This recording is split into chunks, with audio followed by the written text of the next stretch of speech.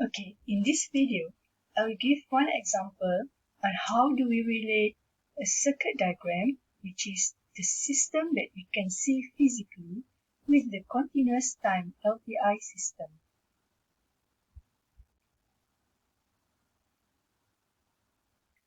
Okay, we will start with the LTI system diagram, or in particular an RC circuit diagram. After that, based on the diagram, we will derive the differential equation. After we have got the differential equation, we will find its impulse response. Why do we need this impulse response? Because later we can find its output once we give the input to the same system. Now, if you can see from this diagram, this is an RC low-pass filter, and it is excited by a voltage Vin and responds with a voltage Vout. This system can be viewed or modeled as a single input and single output system. Now, how do we derive its differential equation? First, let me define the Vin here. The Vin here can be denoted as the Xt. After that, let's see the Vout.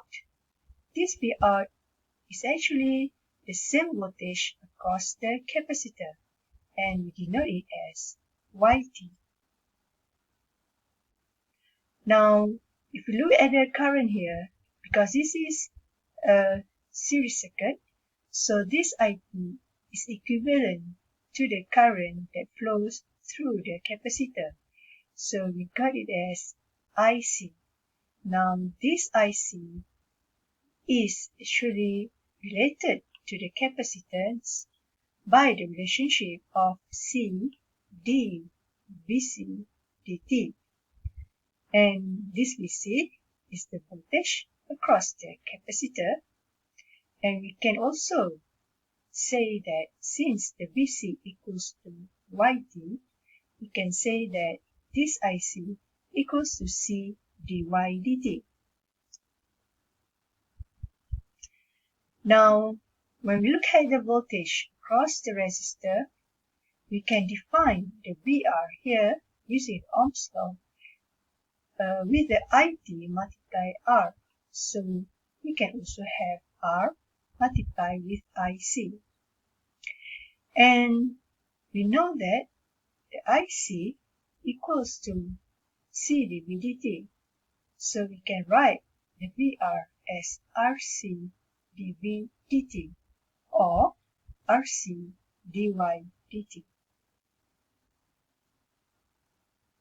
Now, using the KVL or Kirchhoff voltage law, we say that the voltage of VR, okay, and the summation of VR and Vc equals to the Vin. So, based on the definitions that we have defined here, we can say that the VR, which is RC dy dt, Vc equals to Yt, and Vin equals to Xt. So, in this case, we have actually derived a differential equation of this system, where it is RC dy dt plus Yt equals to Xt.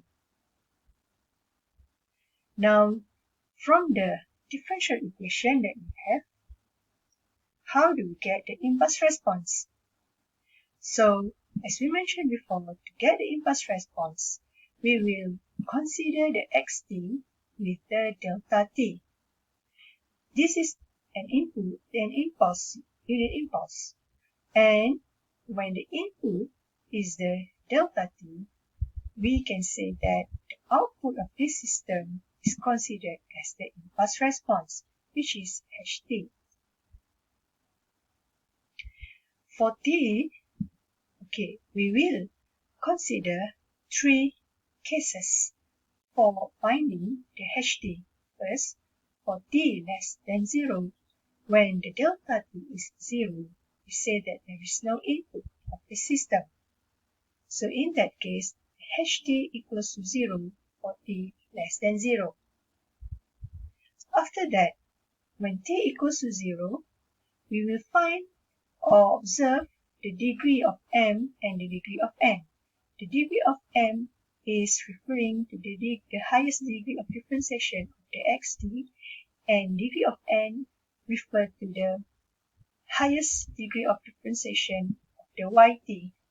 And since m equals to 0 and n equals to 1, so we say that the degree of m less than n. And based on this behavior, we say that there is no impulse for t equals to 0 for the ht. So in that case, h0 is to 0. Now, let's consider when t greater than 0. We can use the solution of homogeneous solution to get the ht. So, we will define the RC dH dt or h prime t plus ht equals to 0.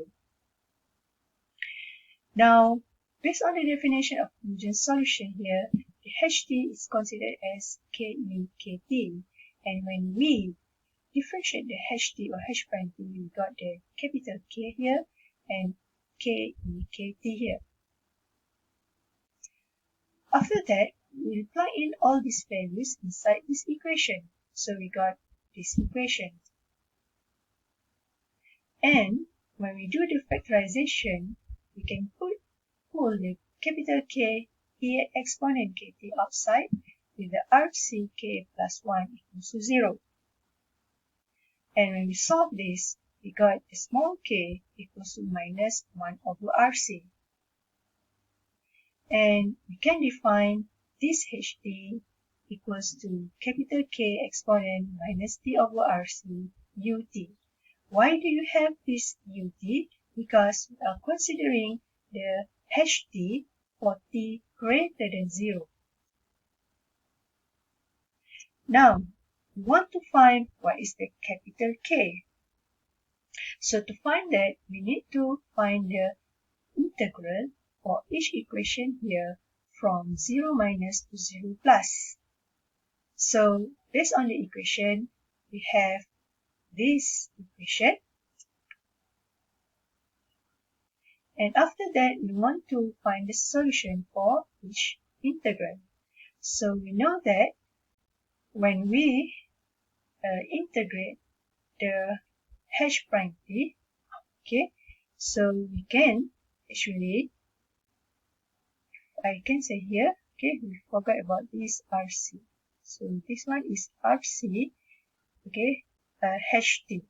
So once we integrate the differentiation of ht, we get the ht. Now, if you look at the integral of ht here, we will define the ht with the k exponent minus t over RC ut.